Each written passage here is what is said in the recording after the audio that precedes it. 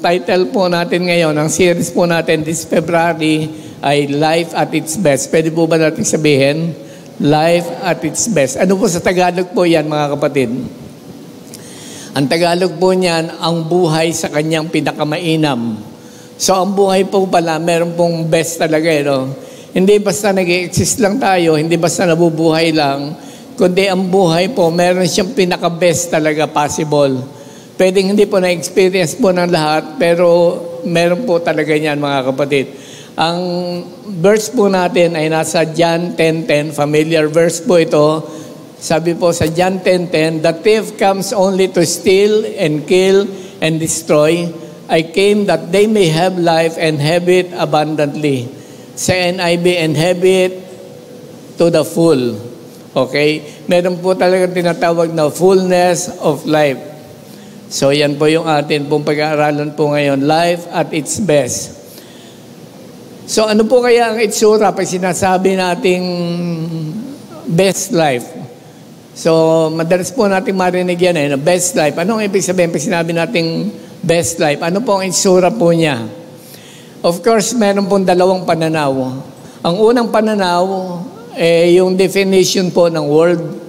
Ang world po kasi, yung mundo, sinusukat po nila ang best life sa pamamagitan ng material success, o kaya po ay pleasure, o kaya ay self-fulfillment. So, yan po yung best life para po sa kanila. Pagka ikaw ay nagtatagumpay, nakatapos ka ng pag-aaral, nagkaroon ka ng magandang pamilya, naabot ninyo yung mga gusto niyo marating, okay? Nagkaroon ka ng maayos na pamilya, tapos mga anak mo nakatapos din, tinitingnan mo yung buhay mo as best life, okay?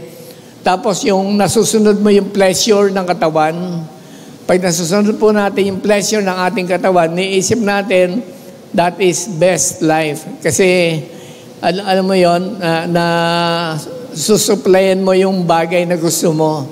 Yung iba kaya hindi nila matawag na best life kasi hindi nila magawa yung gusto nila, tapos hindi nila mabili yung parang hinahangad nila. Yan po yung nagiging problema. Self-fulfillment, isa po yan. Pero of course, iba po ang definition po ng God pag sinasabing fulfillment of life. Pag sinabing fulfillment of life, it is rooted in a relationship with Him, purpose, and eternal hope. Gusto ko po kayong tanongin, mga kapatid, palagi ko na-experience naman, yun naman po yan. Marami pong mga bagay minsan dumarating sa atin, pero parang walang fulfillment. Tama po ba? Parang gusto at gusto pa rin po natin na meron po makamtan. So, yan po yung sinasabi po natin, mukhang hindi po natin na ipamumuhay yung best life. So, tingnan po natin, what does life at its best look like? And number one po, life at its best is found in Jesus. Meron pa po bang iba na pwede po tayong matagpuan, makuhanan ng best life, maliban po kay Jesus? Sabi po sa John 14:6, Jesus said to him, "I am the way and the truth and the life. No one comes to the Father except through me." Ako ang daan, ang katotohanan at ang ano daw po? Buhay. No one comes to the Father except through me. So dito po ay binabanggit na po ni Jesus sa mga I am po niya na siya po ang buhay. Okay? So, without the truth and without the way, ang buhay po natin is a lie. Okay? Pag wala po ang katotohanan, wala po ang daan, hindi po natin nahanap ang tamang daan, life is a lie. And then, bigla pong isinunod po yung verse po na yan, John 10:10, "The thief comes only to steal and kill and destroy. I have come that they may have life and have it abundantly." Alam po ninyo mga kapatid, may mga tao po, pagka po nakaranas ng kawalan, or kaya po may mga distraction sa buhay po nila, sino sinisisi nila? Madalas ang sisi sa Panginoon. Tama po ba? Bakit inalaw ni Lord na nagkaganito ang aking buhay? Pero hindi po no? Magkaiba po ang work ni Satan at intention po ni Jesus. The thief comes only to steal, to kill, and to destroy. So siya pala yung nagwawasak. I have come, that's the intention of Jesus. I have come that you may have life and have it more abundantly. So hindi po natin sisisihin si Jesus, bakit po wasak ang buhay natin. Dalawang bagay po yan. Of course, yung unang-una, yung nakita po natin sa verse, may kagagawan po ang kaaway. Gusto po niyang wasakin ang buhay ng mga anak ng Diyos. Pangalawa, possible nakiko-operate po tayo. Dahil po may mga kasinungalingan ng kaaway, okay? May mga deception na pinaniwalaan tayo, nakiko-operate na din tayo para mali tayo sa maling pamumuhay. Wrong decisions, okay?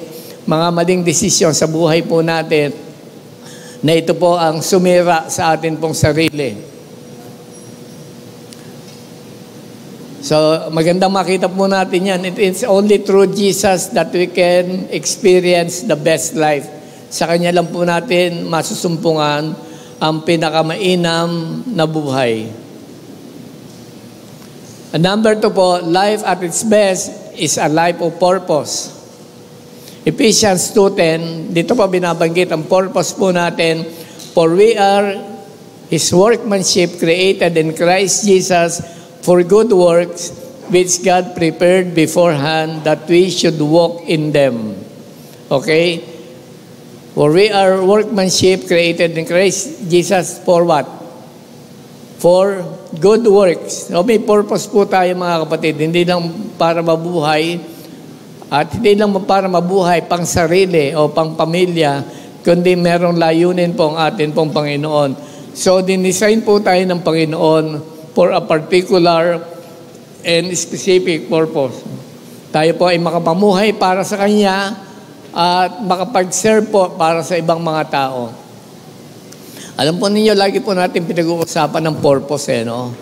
Pero ano nga po ba mga kapatid, pag sinasabing purpose, yung dahilan bakit po tayo nabubuhay? Until mga kapatid, makita po natin yan. Pag hindi po natin nakita, hindi po talaga mararanasan po natin yung satisfaction sa buhay po natin. It might be, nasa church po tayo, active po tayo sa church, pero pag hindi pa po natin nahahanap yung real purpose ng buhay natin, empty. Okay? Empty po ang buhay po natin. Hindi po natin ma-experience yung pinaka-best ng buhay. So, paano po ba ito makikita mga kapatid? So, sabi natin, dinesign po tayo ng Panginoon for a purpose. So, ang maganda ay hanapin lang po natin, i-identify po natin yung gifts natin. Na-identify po ba natin yung gifts natin? Saan ka magaling? Tanungin mo katabi mo, saan ka magaling?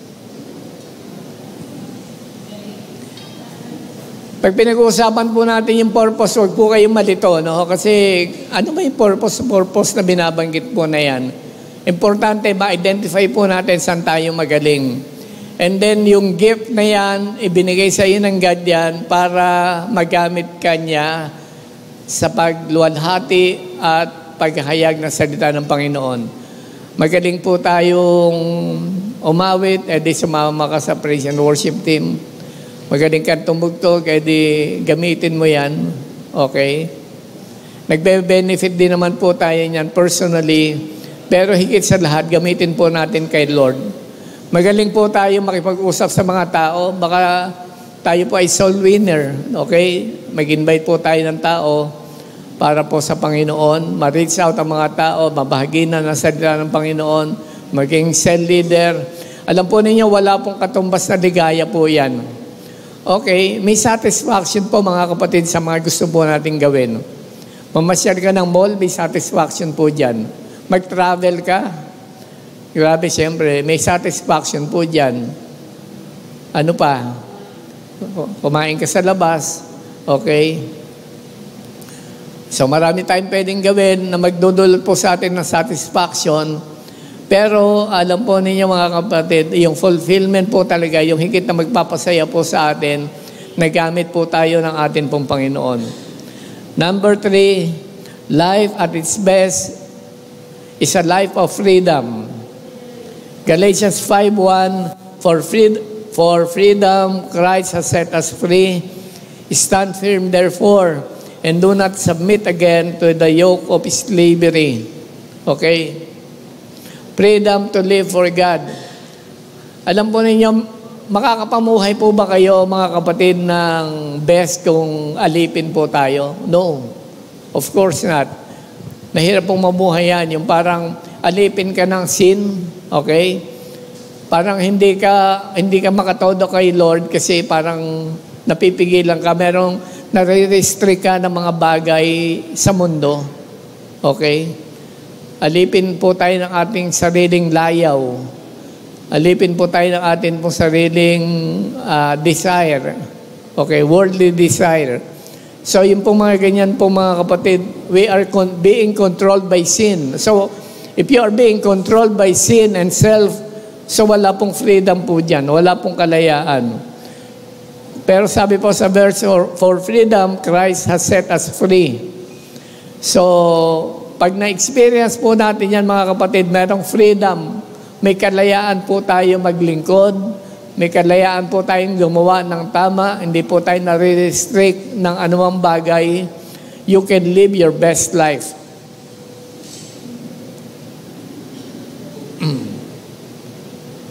Malapit ko na po tapusin mga kapatid, para hindi ako maubusan. May reserva pa po ako next week. Number 4 natin, life at its best is a life of hope. Life at its best is a life of hope. Lagi po tayo may pag-asa.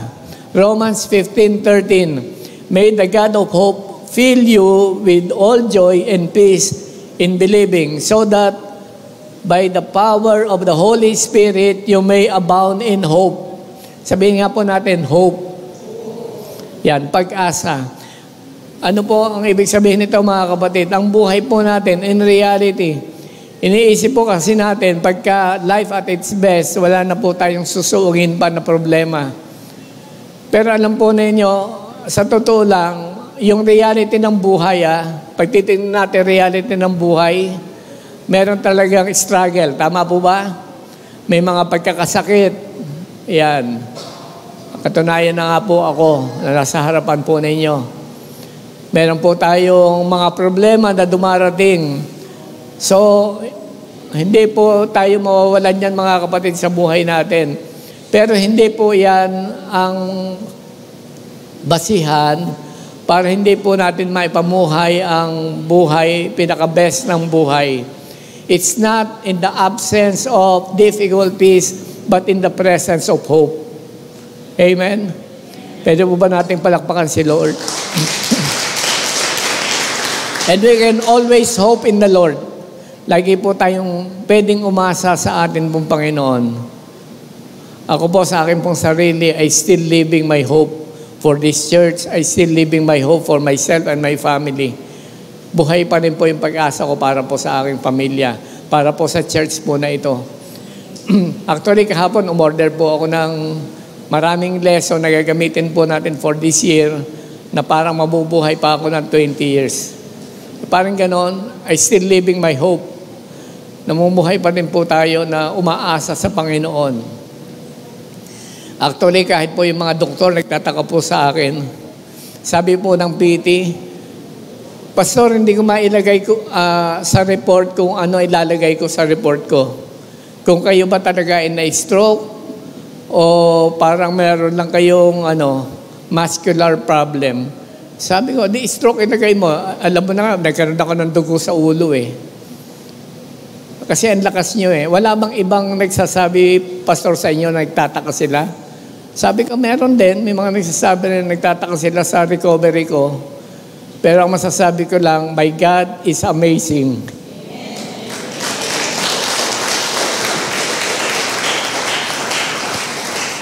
Alam po ninyo yung PT na intern, sabi niya, babalik na po ako sa born.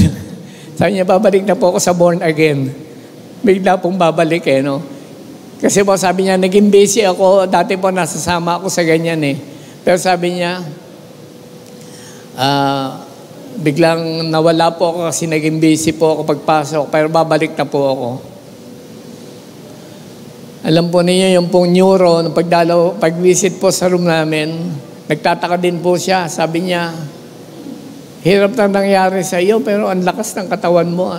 Bumalik na yung lakas po ng left ko eh. Tapos po yung pamangkin ko na empleyado po doon, bago po umuwi yan, dumadaan po sa room namin. Of course, alam na po nila pag ganitong kalagayan kung ano yung nangyayari.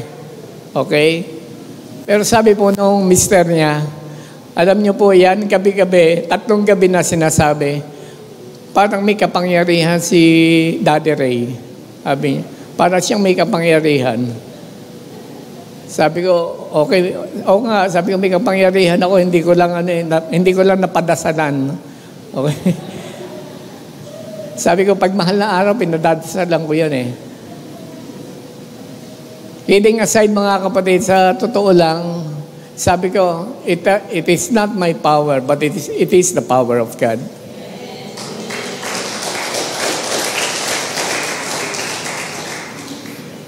Kaya yun po yung sinasabi po natin mga kapatid, it's not in the absence of trouble, it's not in the absence of sickness, it's not in the absence of difficulties, but in the presence of hope.